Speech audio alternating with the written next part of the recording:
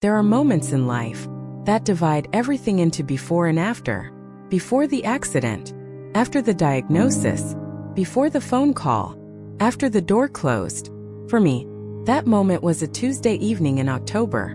Jason stood by the front door with a suitcase in his hand. His eyes never met mine. Not once. Like he had already practiced this. Like he had already said goodbye to me in his head. Long before he said it out loud. "I can't live like this anymore," he said. His voice was calm. That was the part that destroyed me most. Not angry. Not broken. Just calm. Like a decision that had already been made. Like a conclusion that had already been reached. I stared at him, waiting for him to laugh. Waiting for him to tell me it was a bad joke. A terrible moment that would end with both of us shaking our heads. But he didn't laugh. He picked up the suitcase, and he walked toward the door. And I stood in our hallway, in the home we had built together, and I could not move. "Jason, please." My voice shook in a way I did not recognize, like it belonged to someone else. Someone smaller than me. What did I do wrong? He stopped, but he did not turn around. His hand still on the door frame, his back still to me. "This isn't your fault," he said.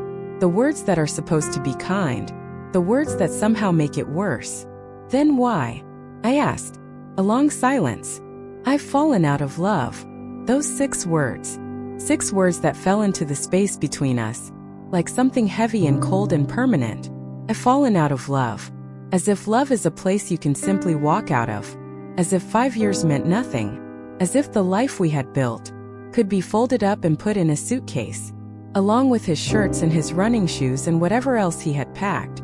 I stood there, unable to speak, unable to move, unable to understand how a Tuesday evening in October could erase 5 years of everything. Then he did something I was not prepared for. He reached down and took off his wedding ring. Slowly, deliberately, he placed it on the hallway table. That small wooden table we had bought together at a market 2 years ago. The one I had painted white one Saturday afternoon while he laughed at how badly I was doing it. He placed the ring on that table, and he said, "I hope one day you forgive me." The front door opened. The cold October air came in for just a moment, and then the door closed, and the silence that followed was louder than anything I had ever heard. I walked to the hallway table. I picked up the ring. It was still warm from his hand. I held it in my palm, this small circle of gold that had meant everything. And I stood there in my hallway, completely alone, for the first time in 5 years. The days that followed were the darkest of my life. Not dramatic dark, not the kind you see in films. Just quiet dark, the kind that sits in ordinary things. His coffee mug on the shelf, still there. His running shoes by the back door, still there. The family photos on the living room wall, both of us smiling, still there. I could not take them down. I could not leave them up. So I just walked past them. Every day, not looking. I could not eat properly for the first week. I would sit down with food in front of me and forget to eat it. I would wake up at 3 in the morning, reach across the bed, and feel the cold empty space where he used to be, and then remember, and then feel it again. Fresh, like the first time, every single night. Friends called. My sister came over. My mother said all the things mothers say. I listened. I nodded. I said I was okay. I was not okay, but I was still here. And some days, that was enough. One morning, about 3 weeks after Jason left, I stood in the bathroom, looking at myself in the mirror, really looking. The woman staring back at me looked exhausted, older somehow, hollowed out, like something essential had been removed. I stood there for a long time, and then something moved inside me. Something small, something stubborn, something that had apparently survived everything and was still there, waiting. I looked at myself, and I thought, he left. That was his choice. But who I become now, that is mine. I wiped away my tears, slowly, deliberately, the same way he had removed his ring, but with the opposite meaning. Not an ending, a beginning. If he can leave, I told myself, I can rebuild. That was the day, that exact moment. That was when my new life began. Rebuilding does not happen all at once. It happens in small moments. The first morning I made breakfast for myself, and actually ate it. The first evening I went for a walk alone, and did not come home crying. The first weekend I cleaned the apartment top to bottom, and moved the furniture around, until the rooms felt like mine again. Not ours. Mine. I took the family photos down, not in anger, but because I needed the walls to show me my future, not my past. I started going to the gym, 3 mornings a week at first, then 5. I started sleeping through the night. Small victory, enormous in practice. I went back to things I had let go during the years of being half of a couple. My painting, my morning coffee on the balcony, long phone calls with friends I had been too busy to call, books I had been meaning to read, recipes I had been meaning to try, a life that was quieter than before, but more honest, more mine, more real. And slowly, one ordinary day at a time, I stopped being the woman Jason had left, and started becoming the woman I had always been capable of being. 6 months after Jason walked out, I barely recognized my own life. Not because everything was perfect. It was not. There were still hard evenings. Still moments when a song came on and I had to sit with something heavy for a while. Still nights when the apartment felt too quiet. But there was something else too. Something new. A version of myself I had not met before. I had painted 3 canvases that actually looked like something. I had run my first 5-kilometer race on a cold Saturday morning, and stood at the finish line, breathing hard, completely alone, and felt something that took me a moment to identify. Pride. Pure uncomplicated pride. Not shared. Not reflected in someone else's approval. Just mine. I had earned that feeling entirely by myself, and nothing had ever felt quite so real. 8 months after he left, my phone rang, a number I still knew by heart. Even after 8 months, even after everything, I stared at it for 3 full rings. Then I answered. Sarah. His voice. The same voice, but different. Quieter than I remembered it. Heavier, like something had been sitting on it for a long time. Jason. A long pause. I know I have no right to call. I know I gave up that right. But I need to talk to you. Not to ask for anything. Just to talk. If you are willing. I said nothing for a moment. Then I said, coffee. Saturday. The place on Maple Street. 11 o'clock. If you are late, I will not wait. I ended the call, put down my phone, and sat quietly for a moment. Not shaking. Not crying. Not the woman who had stood frozen in the hallway 8 months ago. Just thinking. Calmly, about what I wanted, about what I was and was not willing to offer, about the kind of woman I was now, and the kind of conversation she was capable of having. Jason was already there when I arrived, 5 minutes early, which told me something. He stood when he saw me walk in, and I saw it immediately, the change in him. He had lost weight. He looked tired in a way that went deeper than sleep. He looked like someone who had spent 8 months learning something the hard way. We sat down. He ordered coffee. I already had mine. For a moment neither of us spoke. Then he said, "You look different." "I am different," I said simply. He nodded slowly, like he was taking that in. "Sarah, I don't know where to begin. I thought I was unhappy. I thought I needed something else. I thought if I left I would find whatever was missing. And instead, I found out that nothing was missing. I found out that what I thought was the problem was actually the solution. You were the solution, and I walked away from you, and I have not had a single day of peace since." I looked at him across the table, at this man I had loved completely, at this man who had placed his ring on a hallway table, and I said, "Tell me everything. I am listening. But Jason, I need you to understand something first. The woman you left is not the woman sitting across from you right now. If there is any conversation to be had, it begins there, with that truth, and everything that follows from it." He looked at me, and for the first time since he had walked into the cafe, he smiled. Not the old smile, something more careful, more earned. "I know," he said. "That is exactly why I called." We talked for 2 hours, the longest honest conversation we had perhaps ever had.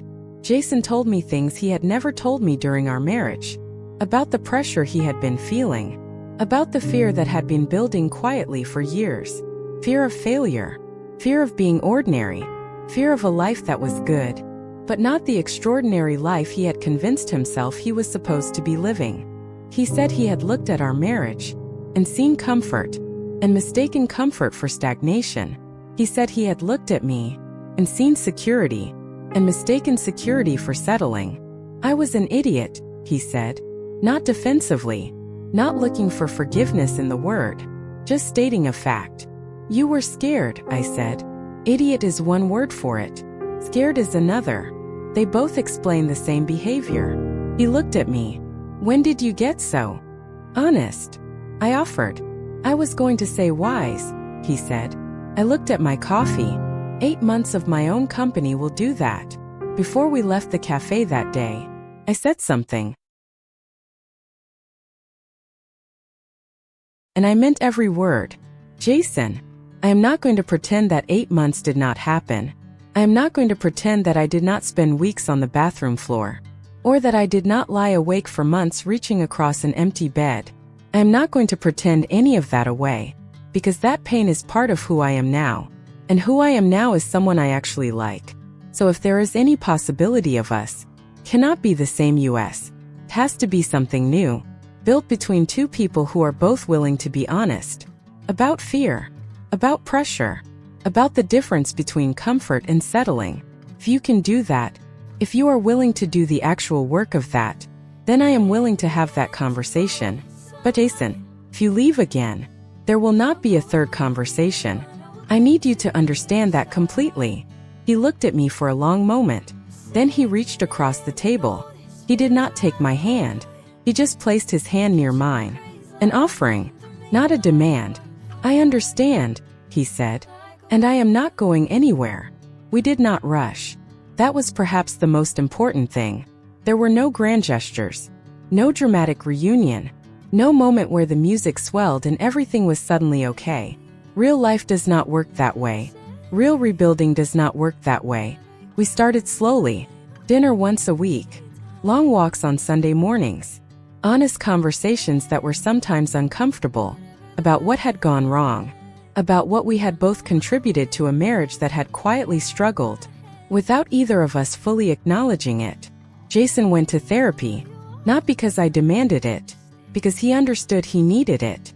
I continued with mine.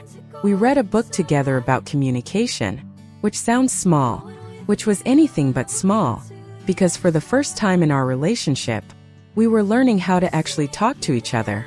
Not just talk, actually talk. And slowly, week by week, something new began to grow.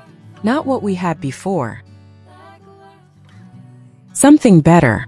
Something built on honesty rather than assumption. Something that had earned itself. 6 months after that first coffee, Jason and I were sitting at home one evening. Our home. The same apartment, but different now. New furniture in some rooms. New paintings on some walls. Mine on one of them. The family photos back up, but new ones added alongside the old. Photos from the past 6 months. A Sunday morning walk. A dinner where we had both laughed until we could not breathe. A quiet evening on the balcony. Simple things. Real things. Jason reached into his jacket pocket. He placed something on the table between us. His wedding ring. The same one he had left on the hallway table 14 months ago. I had kept it. In the kitchen drawer, where I had put it that first terrible night. I had never thrown it away. I don't want to put this back on, he said. I looked at him. Until you decide you want me to. On your terms. Not mine. When you are ready. If you are ever ready. I looked at the ring. At the man across from me. At the months of work we had both done. At the person I had become. At the person he was becoming. I picked up the ring. And I placed it in his hand. And I closed his fingers around it. Not yet, I said. But keep it close. He smiled. And for the first time in a very long time, I smiled back. A real one. Earned and honest and completely mine to give. Jason left me on a Tuesday evening in October. He placed his ring on the hallway table and walked out the door. And for a long time, I believed that was the worst thing that had ever happened to me. I was wrong. It was the most important thing that had ever happened to me. Not because of what it took, but because of what it revealed. It revealed a woman I had not known was there. A woman who could survive loss and build something from it. A woman who could stand in her own truth. Who could set conditions. Who could say, not yet, but keep it close, and mean it, and hold it, and not move until she was ready. Jason and I are still rebuilding. I will not pretend it is easy. It is not. Real rebuilding never is. But it is honest. And honest is something we were not before. And that honesty, that hard-earned, carefully built honesty, is worth more than anything we had in the years before the suitcase, before the door, before the ring on the hallway table. To anyone listening who has been left by someone they loved, I want to say this. The leaving is not the end of your story. It is the beginning of a chapter you did not plan. And unplanned chapters are often the ones that change everything. Let yourself fall apart, and then let yourself rebuild. On your own terms, in your own time, into your own person, because the version of you that comes out on the other side is someone worth knowing, someone worth becoming, someone that even the person who left will one day recognize as extraordinary.